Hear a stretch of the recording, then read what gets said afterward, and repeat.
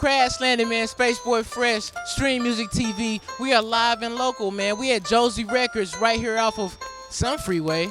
I don't know, but it's going down, man. We right here at Josie Records, man, with the Standards behind the rhymes with D.O.C, Sikwitit. It's crazy today, man. I'm happy to be here, and y'all should have been here, but y'all can take a closer look. Let's go.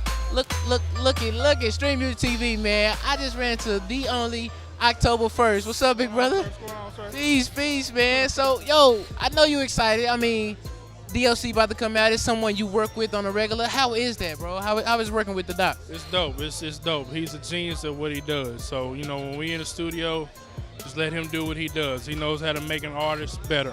Yeah. Yep. No doubt. I actually had the pleasure of like sitting in on one of y'all sessions, and y'all chemistry was like water. You know what I'm saying? It was natural. It was water, bro. I want to hats off. I can't take my hat out, but the top is out. Hats off to you, bro. Like what? Tell the people that you work with on a regular, bro. October 1st, let them know what's going on with you. On a regular, let's see. I mean, I used to work with Ross. I was signed to Ross. You know, done some work with Jeezy, Trina, Buck, Bun B. That would probably be my latest collaboration was Bun B. And then, of course, you know, with D.O.C. and then, you know, the project, the album that he's going to speak on is, you know, a collaboration project, kind of like a compilation. So we have a lot of records in the works for that, too. So that's what we're doing lately. I'm telling you, man. I was in there. It was a Corrupt, 6'2". Oh. Yo, it was a crazy night, man, for sure. So, I mean, I can't wait for D.O.C to come out and do the whole interview with Sikwitit. Brought to you by Standards, man. The beat camp. It's going down.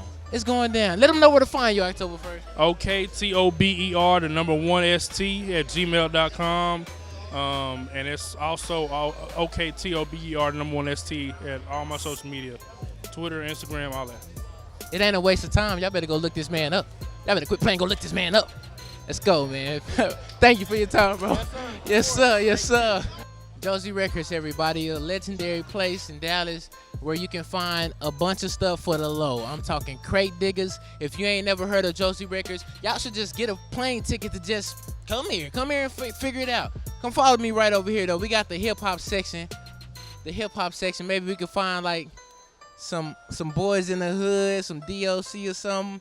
No, this ain't even set up right, D. Doug, we got boys in the hood right here, bro. Eazy-E. One of D.O.C's compadres, man. R.I.P. to the late Eazy-E. But I'm saying, man, you got stuff for $1. Even my man, come on, bro. Come on over here, fam. He was talking to me earlier about how it's like so much stuff for the cheap up in here, bro. Let them know about Josie Records, man. Josie Records, this is an amazing record store. It's my first day here. But you can listen to your records before you purchase them. What? What? I ain't heard that. Yeah, and I Am Music. We have an album coming out. My name is J. Elohim. I rap with King Healer. I Am Music. Shout out to my man. Yeah, baby. All right, fam. Hey, make sure y'all go check out his music, man. Make sure y'all come check out Josie Records. If you visit in Dallas, you should come here, man. Come get you some good greatness. Get you some good greatness. First of all, I want to appreciate all you guys coming out. This is the iStandard Beat Camp weekend. These guys at Josie Records show us so much love. Please clap it up for them for having us. It's like our third or fourth event here. If everybody could do me a favor and just put your phone on vibrate or mute, just so we're not interrupting the conversation here. So what this is all about is we do a segment at every beat camp called Behind the Rhymes, and we present something called the iStandard Influence Award. And the award goes mainly to producers and songwriters, but we had to do something special coming to Dallas, and being that he lives here in Dallas now, we had to show him the proper due respect for what he's brought to the table. But I'm not going to introduce him. I'm actually going to introduce our guy who's going to introduce him and interview him as well. So do me a favor, clap your hands one time for the homie Sikwitit, y'all. Show some love for Sikwitit. I'm going to pass the torch, the interview torch to my man. All right, man, do your thing. Hey, what's up, y'all? So like Hatch was saying, we got the Behind the Rhymes interview, and this is a really cool segment. I really love this because we get to dig into the story and the experience of somebody who's been there, done that, and we get to share in that. Hopefully we walk away with some inspiration and some motivation. So it's amazing to see all of y'all here. So I need y'all to help me give a huge, warm welcome, hold on, to platinum selling artist, songwriter, and contributor to NWA, the Texas legend, Mr. D.O.C. Damn,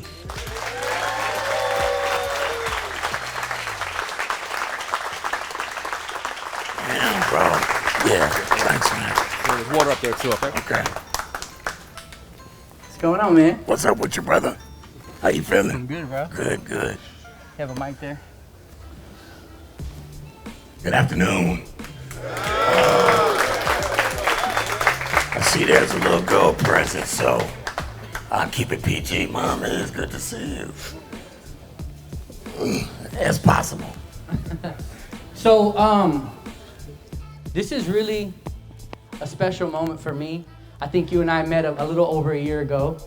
And that moment was awesome for me, right? Because I get to finally put a face to the person I'd seen on TV and in music videos. And this to me right here is very important because you, the story of the D.O.C., here's what I get a lot of the times. Anytime, like in my circle of people, when the D.O.C. is mentioned, you get people who either say, what? He still does music? Or that guy's still alive, right? It's crazy. And I find that there are two kinds of people. It's the people who really know D.O.C., know the story, know the experience. They followed you. They've been fans forever. And then there's people who really don't. And so I think your story is so unique, and there's so many details to that story that I know have inspired and motivated me. And I know that once people hear it, because I'm sure there are some people here that just don't know everything. And unfortunately, we don't have, days to just talk. But we're gonna try to highlight some points here. And I'm excited, man. Me too. So let's just get started, man. Why don't we go ahead and just talk about the come up. Tell me how you got started. How did you get into music? How did you even get introduced into the music industry? Well, I was born and raised in West Dallas. You're not from LA. When rap came around, I had already been singing. Like I started trying to sing as a kid, and I was pretty damn good. You know what I mean? Like probably like most singers, you start out emulating people that you connect to, and I could sound like them, and people like to hear me do that. So that's how I started. But when rap came, I'd been sort of a voracious reader as a kid. So when rap came, early 80s, 82, 83, I had stored so many words in my mental Rolodex that I wasn't using the same verbiage as other kids were, and that separated me. That plus the fact that I was really blessed with a really great voice, twice actually. And so when I got started, a lot of really sort of weird circumstances happened and put me in a situation where I connected with a guy named Dr. Rock, who's probably the first guy or one of the first guys who really made hip hop as a thing popular on the radio here in Dallas. And he had been a part of a group called the World Class Wrecking Crew in Los Angeles. They were a DJ-based sort of club group, for lack of a better way of putting it. And he knew Dre, And so we made a group together called the Philly Fresh Crew with another friend of mine named Fresh came from West Dallas. And Rock asked Dre to come down and to produce some beats for us because Boys in the Hood at that time was kind of a hot street record. And he thought that would help us. Dre came down and thought I was really good, and said, boy, if you were in California, we'd be rich, and asked me to come back, and I said, at first I said no, because I can't leave my guys. He didn't want my guys, you know what I mean? So I said no, And then I was in the 8th grade, just fresh out of dropping out of 18 years old, just fresh high school dropout. My mother wanted to send me to the Army. And so I reconsidered Dre's offer at that point, and jumped on a plane. You know, I had one bag, a few pair of jeans, a basketball, and a couple $100, and I just left. That's crazy. Yeah, right. So in meeting Dre, that segues into what we all know as NWA. Talk to us a little bit about your involvement with NWA. What part did you play? What was your role with the group? You know, that's a tough question because depending on who you ask of the other 5 guys, the answer might vary, you know, but from my personal perspective, they were on the path before I got there, you know what I mean? But when I got there, I gave them that extra push that they needed to turn the corner from making street raps to radio records. You know what I mean? It's a big difference. You know what I mean? Like, one of the things my cousin says that freaks me out, he says the reason I made it is because I know how to talk to white people. And so, so that's him telling me I understand how to communicate across color lines, you know, communicating. And so that's what I brought to those guys, how you make street records into radio records. So you weren't one of the main front guys. You played a lot of the background. Explain to us exactly what you did. Well, I wrote the songs, you know. I did everything any of the other guys in the group did. I had it just as much as any one of those guys, more than most. You know what I mean? Hell, I should be in NWA. For all intents and purposes, right? But I was a Texas boy. And when I got up there, I was talking Cash Money, you know what I mean? Because in my eyes, I was better than them. And then you mix that with that all, you know, and then the Texas comes out. And they didn't like that, you know, they really didn't like it. So after all of that hard work, when they started taking pictures and stuff, you know, I would have to be the guy standing on the sideline, and that bothered me, really, on the cool. But I understood. They said you're not in the group, you know what I mean? So I understood that and played my role, you know, thinking in the back of my mind, well, okay, you niggas wait. I'm gonna show you niggas how to do this thing. And we're getting to that part here in a second, but tell me what a day-to-day creative process, the chemistry with all you guys in the studio, what was that like? What was the back and forth like? I mean, were you the sole writer? Were there other contributors? How did y'all feed off of each other, stuff like that? It's probably really no different than any championship squad if you watch any sports. Take Golden State. You got 3 All-Stars on that team, actually 4 All-Stars, and some pretty cold-blooded role players, right? If everybody do their job, then you almost have a guaranteed win. You know what I mean? Unless you're playing LeBron. You know what I mean? You know what I mean? Hey, let's keep it 1,000.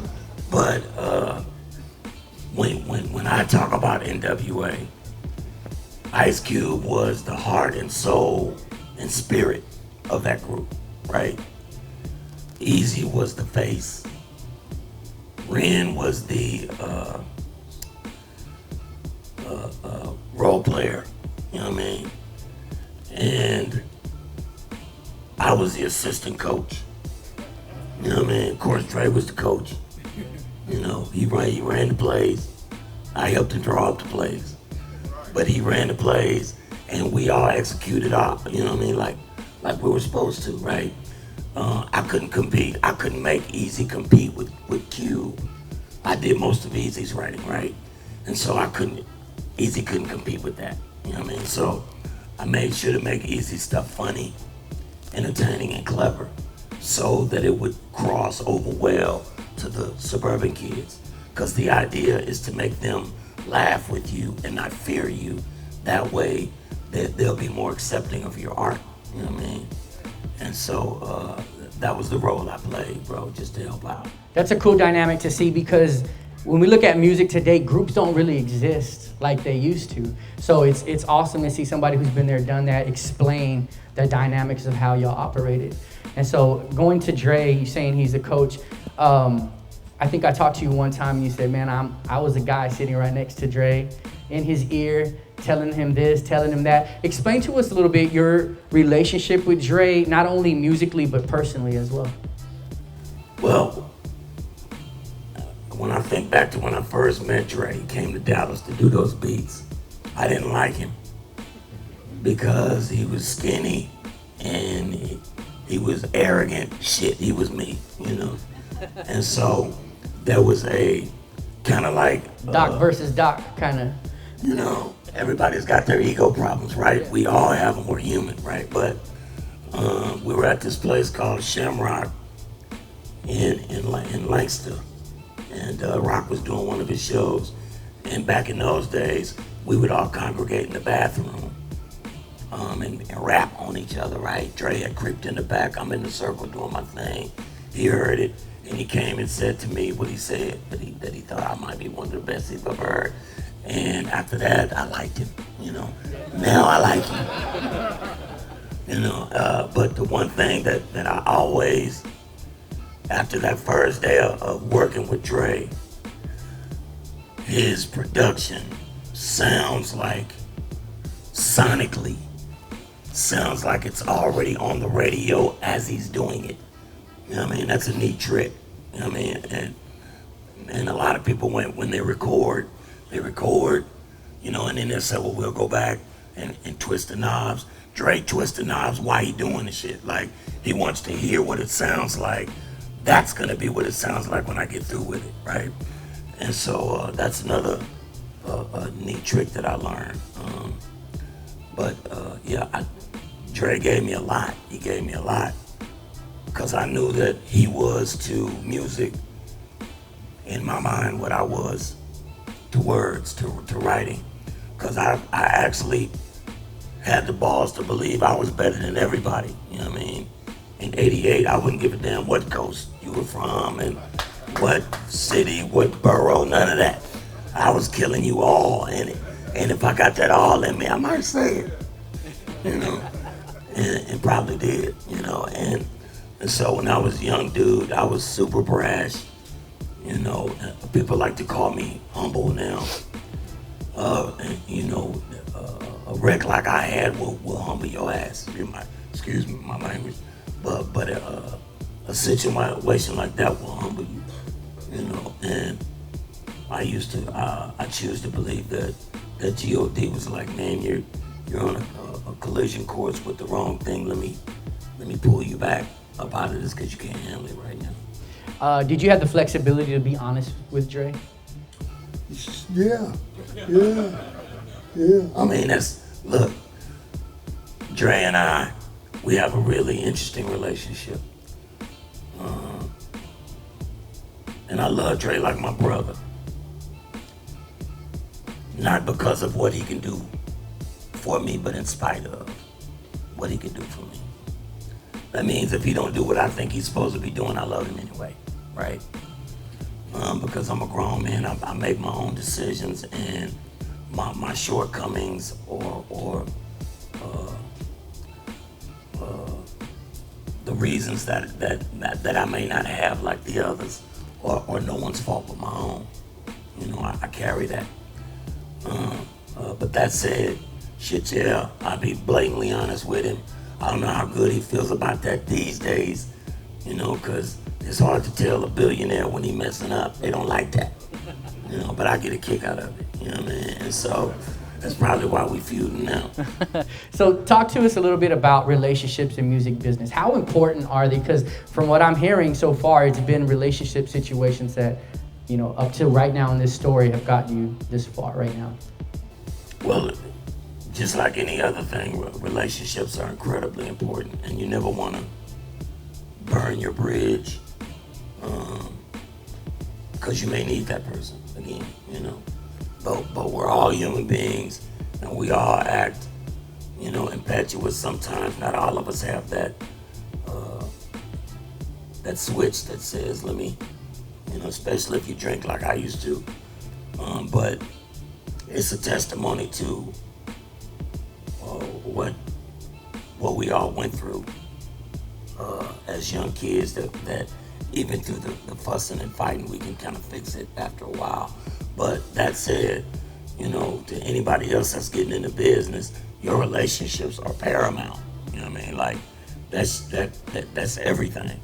So just because it doesn't go your way doesn't mean that you're supposed to go ag, and want to cut their head off and ruin that possible relationship that can help you out in the future. I like to tell people that it's not a D.O.C. thing, it's a G.O.D. thing. So if it's meant for you to have it and you stay true to it, then it's gonna find its way to you if you keep pushing your way towards it, So that's it, keep your head about yourself. So when I think of the D.O.C. story, there are a couple of stories that stick out to me that I think are so amazing, because I think there are stories that literally changed the course of history. And so tell me about you introducing Suge Knight to Dr. Dre. Are you the one that is responsible for that? I don't know if responsible is the right word. I don't know if I would use responsible, you know what I mean? Like, Suge was in Compton way before me. I'm sure that those guys knew who the hell he was and all of that, Me bringing Suge and Dre together was a situation that had come to a head. Like, if that accident doesn't happen, that never happens. You know what I mean? Because Suge had gotten into my head, rightfully so, right or wrong, well, whether his plans were nefarious for the future or not. What he was hipping me to was the fact that the guys at Ruthless were just taking advantage of a kid that didn't know no better, right? He's writing all of this music and they're taking it and all the rights to it off the top, you know what I mean? Eventually they started giving me half of it, but you had already put it in so deep, you know what I mean? Like, you had taken so much that it was almost impossible for me to regain my footing, especially after that accident. Right before the accident, Suge and I were trying to build a label together. Funky Enough Productions, like Nightlife, something like that. And we had Quick, we had Penthouse Players, Click, and Second to None. A lot of blood cats, you know what I mean? Suge had went and rustled the trees, and these guys are gonna be on our thing. And but after that accident, I was just really in a bad spot, mentally. I couldn't handle it. And this is after your hit record, right? Yeah, it was 5 months after No One Could Do It Better had been released. Which is his solo album, and for those that don't know, that went platinum.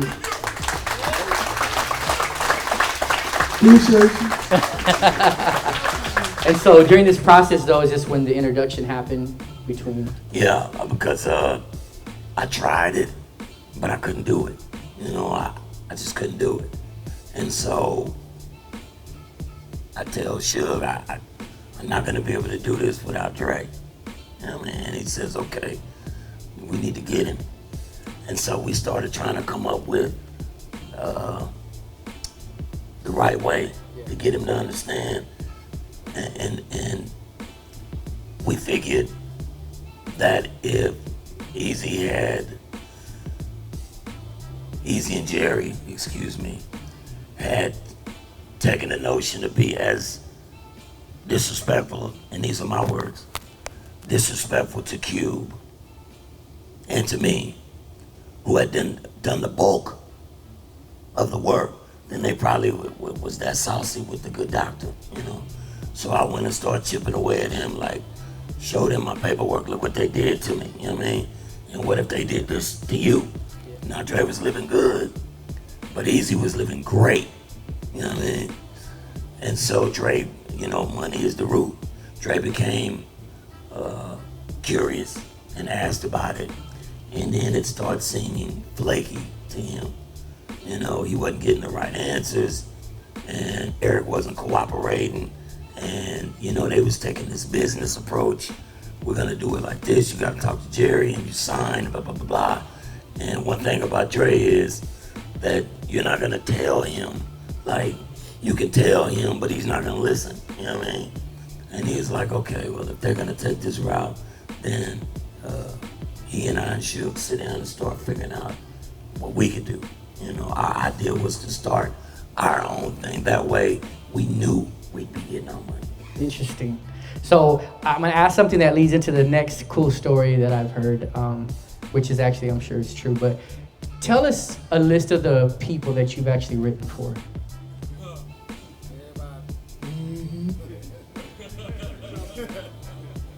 Everybody. I mean, all the NWA guys, except for Cube, Tupac, no, helped him though. Snoopy and all the Chronic people, and MC Breed, and Michelle A. Hell, bro. And were you actually credited for this, or were you classified as a ghost writer during this time? They come on, you know. Yeah, it was bad. You know, I probably, after the first two NWA records, I didn't get credit for any of that. You know, when my record came out, I started getting credit, but they were still taking half the publishing. You know, and the credit, you know, and then all the stuff that followed. You know, I started getting credit, but still was only getting half. And they wasn't paying me for this work. But by that time, I was so, like, the spot I was in was such a bad spot. The only way I could feel good was making those songs with those guys. So they didn't have to pay me. You know, I had to do that. So the story I was referring to is, I know that you've written for the Chronic, and you wrote on 2 songs that are amazing songs. But one in particular I feel is one of the things that changed the course of history and how people listen to music and just made such an impact, which was Ain't Nothing But a G Thing. Baby. That's you pinning on there, is that correct? That is not correct. Wow. That is me helping Snoop pin that. That counts. And I'll tell you, well, look, this, like they always say, when you figure out what your purpose is, then you become powerful, because then you can do what you're supposed to be doing, and the wind will carry you. Well, Doggy Dog was a great spitter, right? He just had no idea how to make a song about it, right? To tie all the pieces together with a bow in the middle, just like a real book, have a beginning, a middle, and an end, and use the hooks to tie it all together in a way that it's not just for you, it's for them. Like a rapper, and his name was Rakim, used to always say he did it for the listener, and I took that to heart. Like when I make music, I don't make it with my judgment in mind. I make it with yours, right? Because you're the one that's why I have to know your reaction when you hear it, how you're gonna feel, what you're gonna do. Is it gonna make you drink? Is it gonna make you drive fast? You wanna have sex? Everything has its own vibration to it, and so it's on purpose. Every line has a purpose. And I tell Snoopy I told him that night, the most important line is the lines are the first one and the last one, because you must grab them off the top. You have about 10 seconds before you lose them. And then the last one, so that you make your presence felt, right? And so when you talk about G-Thing, Snoopy went upstairs. He was living in my house then. He went upstairs and I stayed downstairs, and we both wrote. We met up in about an hour, But this is how you know Snoop was a great student. The beginning of G Thing is his spin on the beginning of Funky Enough, right? He went right back to the numbers, showing me he understood what I meant. It's the first important thing is to grab them. One, and it comes to now, okay, because everybody can deal with that, they know what's coming next. And so he had written this long thing, and I said, okay, the opening line is dope, you know what I mean? You lose me right here, because this doesn't really flow right to this beat, the way it's grooving. So let's take this out. But you see down here, when you did that, you see how if you take these 4 bars and stick them up here, now say those 6 lines. You say the 6th line, you see how I kept going. Now it still falls off right here, but at the bottom of this verse, the shit gets back going. You bring that up here and see how it still goes on and on. Amazing. And so we built a whole piece. Songwriters, I hope you're paying attention. And we built a whole piece, and by the end, I'm like, okay, now put my name in the shit, because otherwise. And that's how you got to, like my nigga D.O.C. You know what to do. That's all I need. That's so dope. Because back then, look, and Dre hates this to this day. He would say, why you keep putting your name in my records? You know what I mean? Because that's the only way you're going to see me. I can jump out there on you. And you were in the video, correct? Yeah, you damn right. Yeah. You couldn't leave me out. Because at least on that one scene, you had to give me my breakdown. You know what I'm saying? And so, yeah, but it's to that respect, and this is how I know, in his heart of hearts, Dre has real feelings, because he always reaches back in those moments to say, let me make sure they looking at you too. You know what I mean? I didn't get the money, you know, but we working on that. We might get it right. When you started, did you think you wouldn't just be a rapper? Did you know you wanted to write for other people, or is that something you just kind of fell into? No, bro. Like when I first picked up a pen to write, it was for somebody else. So when I say what my purpose is, that may have been my purpose the whole time, was to help other people be as good as I was by God's gift.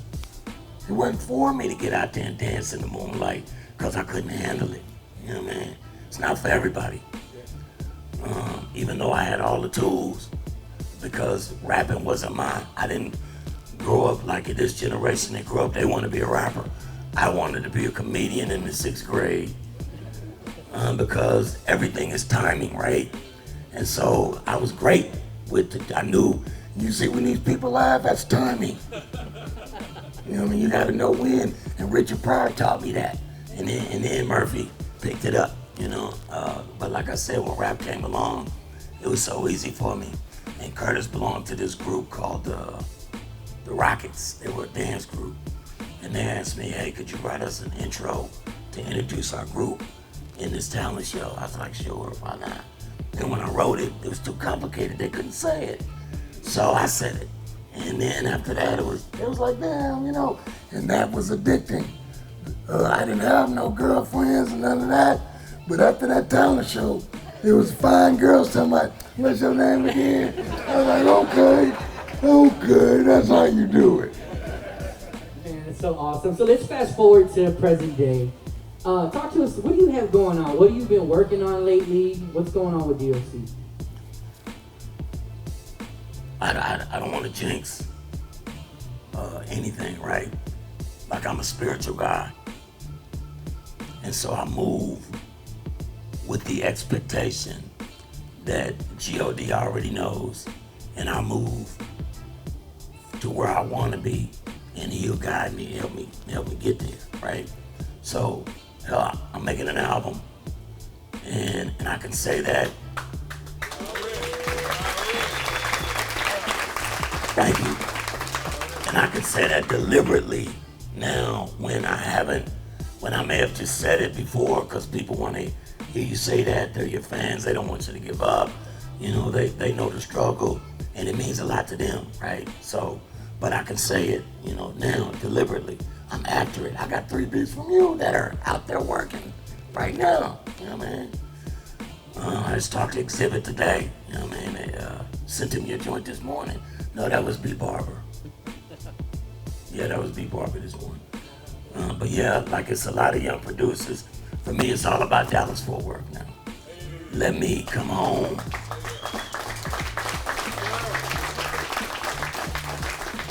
Let me come home and see, because this is actually what I was supposed to do 30 years ago. I was supposed to bring my ass back home after I made that record. You know what I mean? They didn't want me in the group. Fine. Bring my ass back home.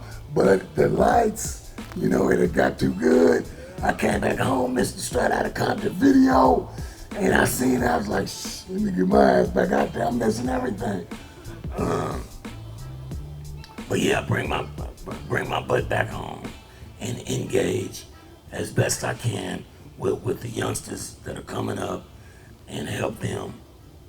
And in turn, they're gonna help me, you know, because my goal is not to be the greatest rapper of all time. I already did that, you know what I mean? So Even though I've heard a couple of joints, but you still got it, man. oh yeah. You still got it. Oh yeah. Oh yeah. Oh yeah. So tell me, because we have a lot of up-and-coming producers in the building. What is it that you look for when working with a producer from an artist perspective, and what's the chemistry supposed to be like, in your opinion, between artist and producer? Well, from my perspective, sonics are the most important thing. How it sounds. Does the hi-hat sound like a real hi-hat? You know what I mean? Does the guitar riff sound like a real guitarist playing? You know, that kind of thing. And that's because I came from Dre's school. You know what I mean? I'm listening with his ears. You know, so because the guy trained me how to listen deep into the track. And some of you guys have it. B Barber has it. That's why I sent this stuff back out there, because those guys are already trained to know what to do to it. You know what I mean? So we can't lose, because it makes them look great, because it's their stuff. So you already know what to do, so just don't disappoint me, send it back. You know, make it dope. And now your joint, the one I sent to Royce, same thing, right? That's his lane. He knows what to do already to that. And hopefully once he touches it, Eminem will get jealous and then he'll jump on it. You know, and we got another one. And all we have to do is repeat that formula 12 times. And we got a great record, you know what I mean? Not to mention that I'm gonna do a couple myself with this voice. Just because, like I said earlier, I believe G.O.D. blessed me with a beautiful voice twice. That's so amazing, man. That's so amazing. Got two more questions and then we're gonna start wrapping up here.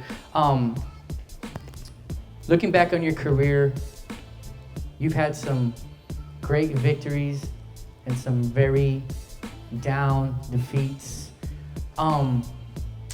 What are some things that you would do differently?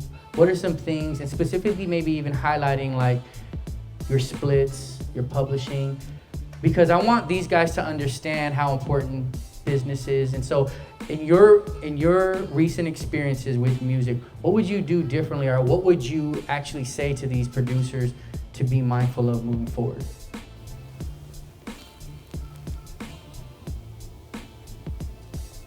What I would say is simply this. You are the business. You are the brand. You are what's for sale, not what you do. They confuse that in the language they use in these paperworks that they throw at you, you know. But the music game has changed so much.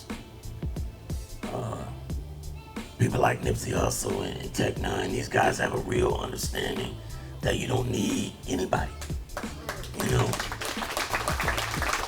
What you need to do is figure out how to brand yourself and your art, right? And your art is all about you. And so get a couple of pieces in the machine, make sure that your name is attached, make sure all your I's are crossed, dotted and T, all that, and begin to make your brands, but you already know, because you do it.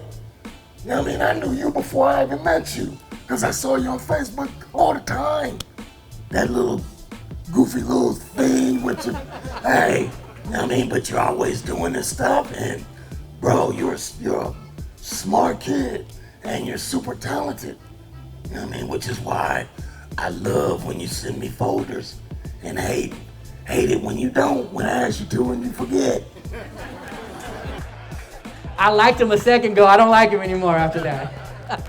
But yeah, like, it's the branding game now, folks. The music game has changed. The labels ain't even making money. The streaming business has shut it down. For every 1 million streams, you make it $5,000. I don't know how much they get, but it ain't a whole lot more than that, I would assume. I think the people that's making the money are the people that control the bandwidth. And I'm not a tech guy. So if I'm saying this shit must be really out the bag. You know what I'm saying? So figure out how to market yourself the way this guy has. Get some stuff in the machine that will lift your brand, create product around your brand, sell that. Use your music as a commercial for you. That's awesome. And in closing, just in a few words, if you could just give some words of inspiration to motivate all these young up-and-coming producers, songwriters, music business professionals coming from the man himself. Look, I said it before. I shaved before I came. From my perspective, it's a G.O.D. thing, it's not a D.O.C. thing, right? And so if your spirit's in the right place, it's hard to lose. It really is. It's hard to lose it if your spirit is in the right place. If your music, if you're a greedy SOB and you in this thing and it's all about me and mine, at some point the game is going to catch you and it's going to do it to you in your butt, and it's gonna be bad. Seriously, bro. I've watched it happen to 3 guys, 2 guys, third including me, have it all in their hands, man, and give it away. Give it away, man. Because your greed and your ego and your pride get in the way of doing the right thing. Help somebody else, bro, that shit'll come back to you 2 times. You know what I mean? Keep your spirit right. Now, I know mine was right, because even in the midst of walking through the valley of the shadow of death, out there on the California coast by myself, with guns everywhere, drugs everywhere, cats dying, people fighting, nobody ever touched me. I'm by myself. I don't have a gang of Crips. Well, I did sometime, but I was with Snoop. Protecting me, or a gang of Bloods protecting me. When I walked in, I was alone, which is really why I had to be super loaded, because you can't show fear. If you show fear, they're going to eat you alive. So I had to come in that bad boy grabbing my balls like I was the man, the myth, and I had to be loaded to do that. You know, that's just keeping it 1,000. But I made it back, you know, back to my mind with the help of a beautiful woman from Dallas, Texas. Her name is Erica. And she grabbed me at a time when I was, she's the realest. She grabbed me at a time when I was really low and worked real hard to lift me back up, you know, and gave me a daughter behind it. Can you put a last name on there, Erica? Erica Badu. Just want to make sure they knew who you're talking about. Yeah. Erica Wright.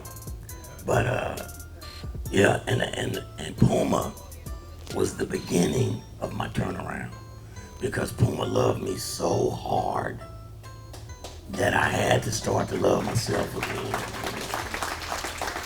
And being daddy became everything, you know. And so I'd follow behind Erica with the flowing white thing, and I'd be back there with the baby like the diggy diggy daddy, you know, not the diggy diggy da. And I loved it, you know. and she built me back up, you know. And so when the music gang called again, we sat down and we had a really clarifying heart to heart. And I felt it was something that I really needed to do. And so I went back to it. D.O.C., I want to thank you so much for sharing your experience and your story. Y'all give it up one more time.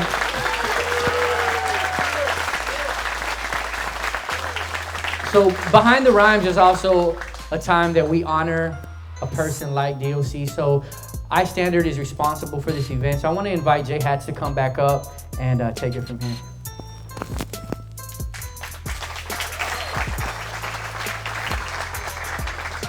My man D.O.C., this goes out to all the records you never got credited for.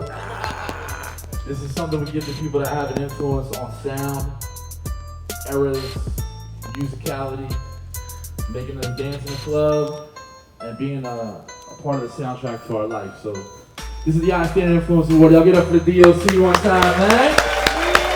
Give it up. Get a couple slips right here.